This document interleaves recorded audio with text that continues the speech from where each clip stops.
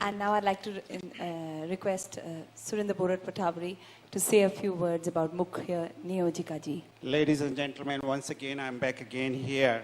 And I don't want to go on the dais. It looks too formal, and my whole idea is to make it so informal as much as possible. Well, the main reason I'm here at this time on the stage, that I feel personally so happy and elated that Niyojika ji, Visrut Vibhaji is here in our presence. She has been a great guide to me personally. She has been very well traveled, very well educated, and she is the one lady I always felt jealous about each time I visited Acharya Mahapragya ji. She was there, right there, and Acharya Mahapragya ji used to be so generous with her as much as with me. And yesterday, when she made a comment early this morning that the conference is going well, I really felt good.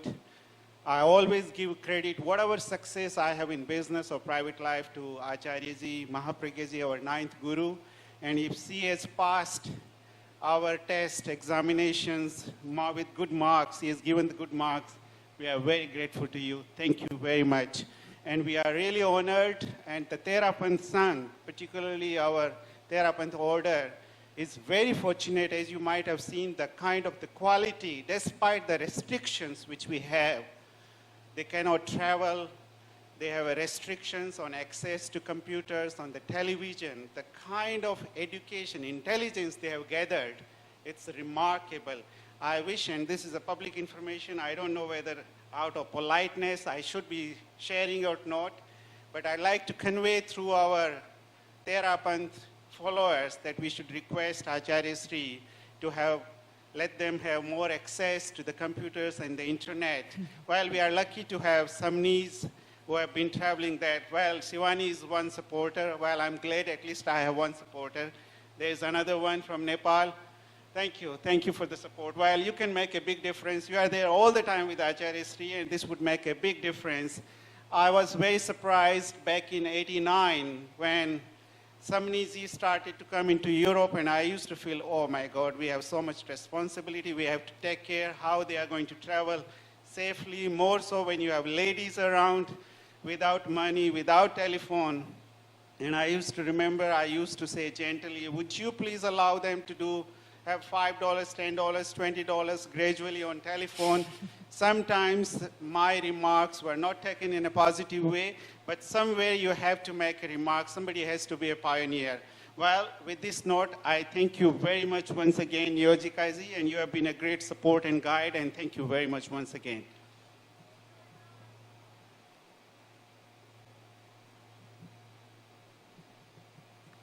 Om Arham. Well, thank you so much. And with that, let's move on to our next panel discussion, which is the relevance of Anuvrat. And for that, I'd like to invite our panelists.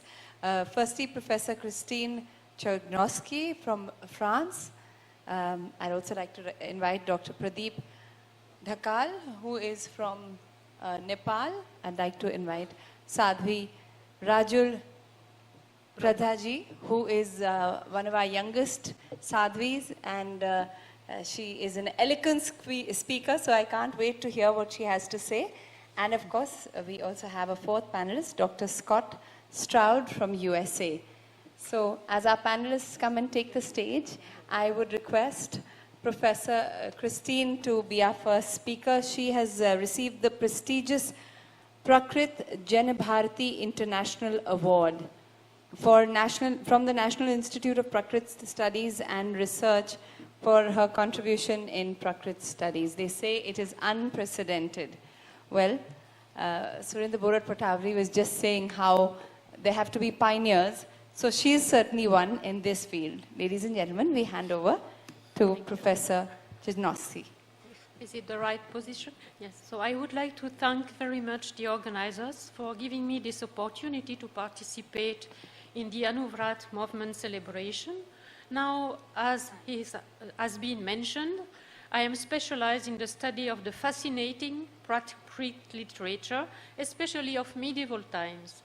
So, for this presentation with you, I have looked into the ways Anuvratas were embodied in medieval narratives and how they have gained in importance from archetypes to vivid human characters, and so how they have influenced the characters that we are given. As you, oh, sorry, so how does it, yeah. Can you just tell me how? Just push that. As you all know, the Jain doctrine has been written down in a large body of text called canon, agamas, since a very early date. In this canon, on the one hand, Jain saints warned human beings against evil passions that are the main obstacle to spiritual progress. Is it there? Can you just show me how it works?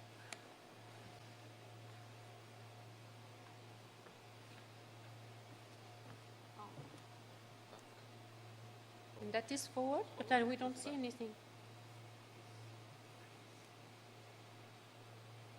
I don't know why. Next one. I think it's, you can switch it. Yeah. No, that is what there. So sorry. I'm sorry. I don't know why it is not there, but let's see. In the Tananga Sukha, the third anga of the canon, there are two main evils, hate and passionate love, from which four other principal passions derive: anger, pride, deceit, and greed. These passions are condemned because they have a key role in binding the soul in an unending cycle of rebirth, as is stated in a much mentioned here text, the Acharanga, which reads as follows. So, and I will not read it since you have it. He knows hunger, knows pride, and so that is an unending cycle. On the other hand, in order to help human beings triumphing over passions, Jain saints have emphasized the necessity of practicing 5 vows under 2 forms. A major one called Mahavrata for monks, and a minor one called Anuvrata for laymen. These major vows are enumerated again in the Acharanga, and here also I will be quick. The first vow runs thus: I renounce all killing of living beings, whether subtle or gross, whether movable or immovable, and so among them not cut trees and so on. The second great vow runs thus: I renounce all vices of lying speech. The third great vow: I renounce all taking of anything not given. The fourth great vow: I renounce all sexual pleasures. The fifth great vow: I renounce all attachment, whether little or much, and so on. In their minor form, for laymen, the vows are very similar, but they are less strict, so that they suit a lay follower. And thus, I just give you one example. The fourth vow does not impose strict celibacy, but faithfulness to one's wife. And the fifth vow does not prescribe a total non-possession, but a regulate management of one's possession. In the history of Jainism, these 5 vows, Anuvratas, have taken such an importance that they have become fundamental in the Anuvrat movement launched in 1949 by Acharya Sri Tulsi, whose birthday anniversary we celebrate today. In the process of enforcing these Anuvratas, Jain literature played an important part, as I will see now with you. How these Anuvratas were propagated in Jain literature, and how did they gain in influence throughout history? Firstly, Jain teachers have composed short stories to explain the dangers of a passion or the benefit of a vow. These short stories were, on the one hand, included in commentaries of the canon. On the other hand, they were part of collections of short stories called Katakasha and the Larik. But that is not what I'll speak about today, because beside that, in order to transmit the Anuvratas, Jain monks also wrote long works in Prakrit, written on the model of Banas Kadambari. And we can speak of them. Sorry. Yeah. I don't know why it is not there. Yeah. No. So it seems that it worked before, but there is something. No. We can call them novel. I will not insist on that. If you have questions later, you can, because they have the structure of a novel. They have also the style of a novel and also the content of a novel. So I insist on that because it is quite often not known that Jains have participated in this kind of stories since a very early date. So I had a picture here, but it seems that it doesn't work, of all the novels since the 8th century till the 12th century. Now, no, that is not the one, because I think there is a problem with the, that was maybe with... You may want to use the points just as reference and... Because I saw it on the computer before, but now it doesn't come because I have done a double presentation, so let's... Could we have someone from the technology team just come up front and see if we can help? It's all right. No, but then let's move on because... this work, as just mentioned, are not only beautiful specimens of Indian literature, but they take care to teach the benefit of practicing Anuvratas. And to this end, they use two ways. And now we can see that. Oh. I don't know why it isn't so.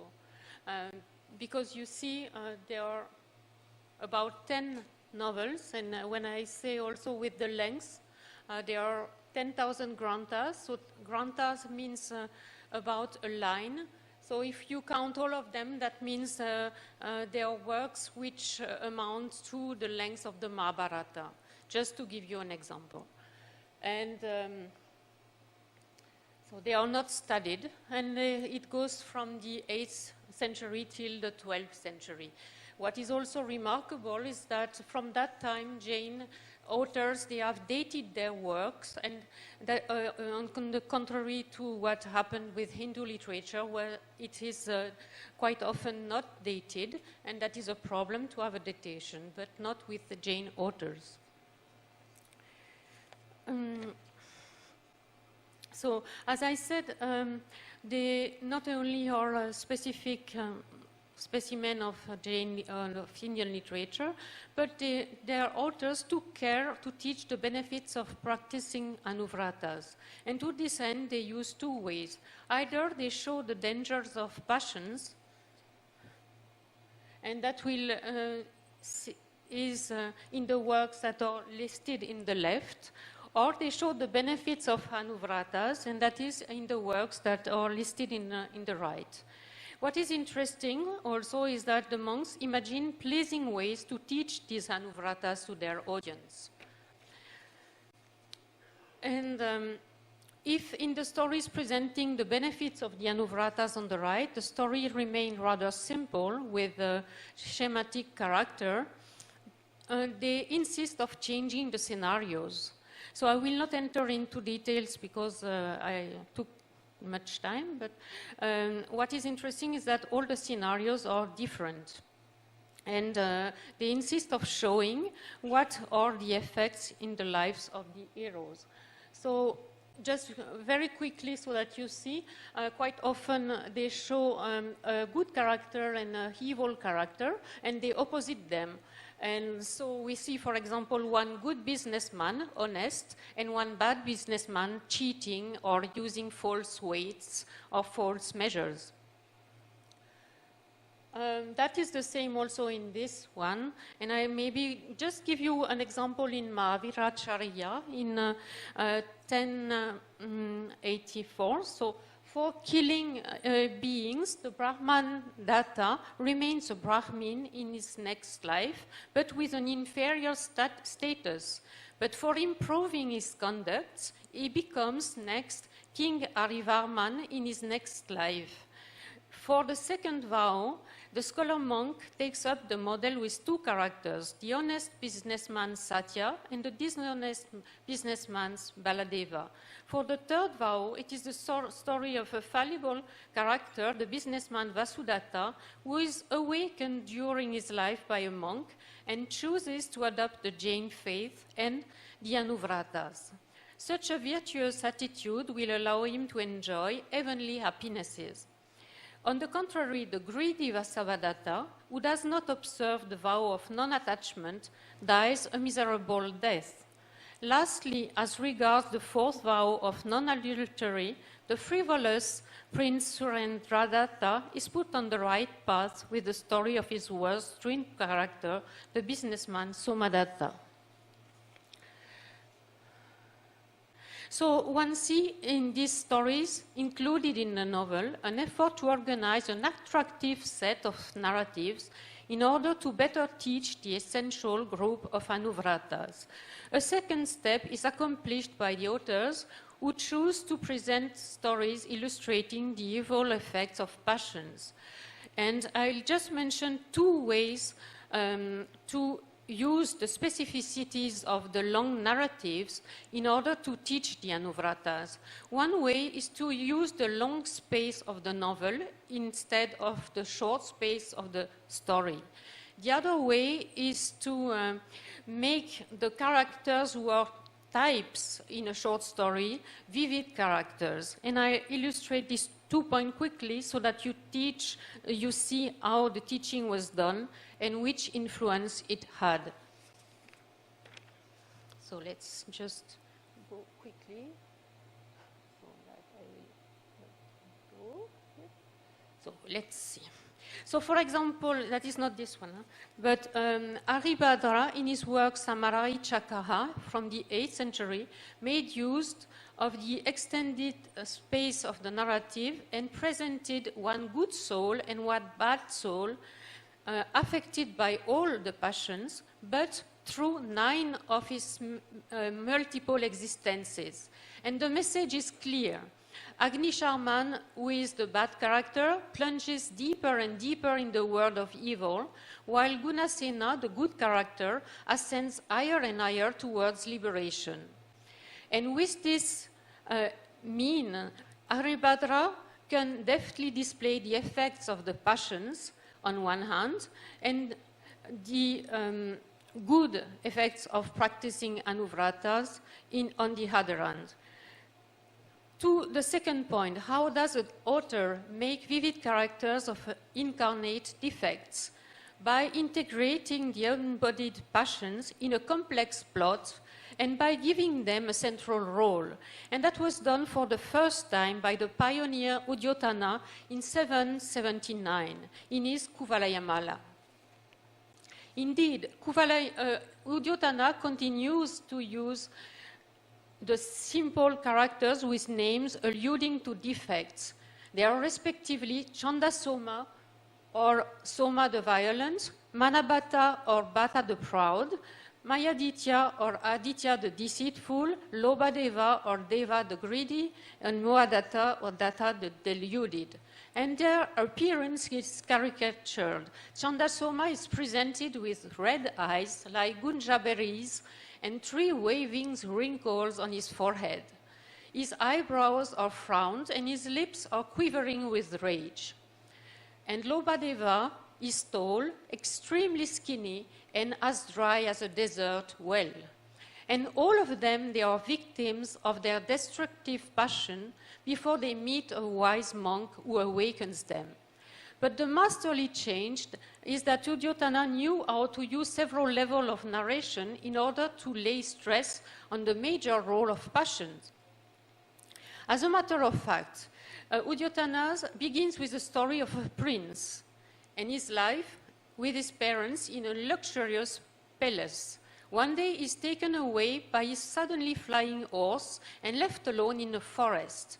There he encounters an extraordinary monk accompanied by a god and a lion.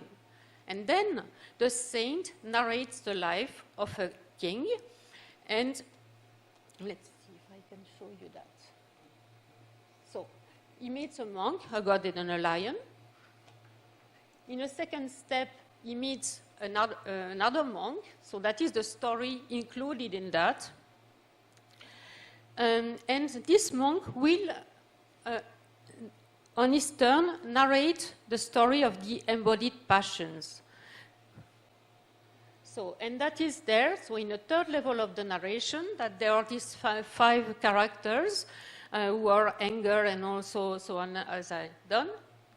And you see, in a circular way, we will come back to the story of the five embodied passions and their next life. And that is how these five passions have become gods and how one of them has been reborn as the merchant Sagaradatta. And he has become, so, and it is only at this point, now with the end of the circular, yes, that we will understand how it works. So that Sagaradatta is the soul of the greedy one, Lobadeva. And the god is the soul of Mohadatta, the deluded one. The lion is the soul of the violent Chandasoma. Kuvalaya Chandra, the prince, the hero of the story, has been the proud Mahanabhatta. And he has received the mission to marry and awaken Princess Kuvalayamala, who is the title of the novel, and she was the treacherous Mayaditya. And we see then the next life of all these heroes, still in the novel, and consequently, even if Uddiyotana retains a classical presentation of the five embodied passions, he places them at the center of his novel and thus brilliantly teaches his audience that the main task of a Jain devotee should be the triumph over the five passions and the beneficial practice of the Anuvrata. To conclude, in their Prakrit novels, Haribhadra, Uddiyotana, and Siddharshi and others after him have brilliantly succeeded in incarnating passions with vivid human characters who remain for centuries as model for later Jain writers, not only in novels, but also in short stories. The influence that can be perceived in a whole body of later medieval literature clearly shows how deep and long-lasting their contribution has been to the transmission of the Anuvrata and more largely to the Jain faith. Thank you very much. Om Arham.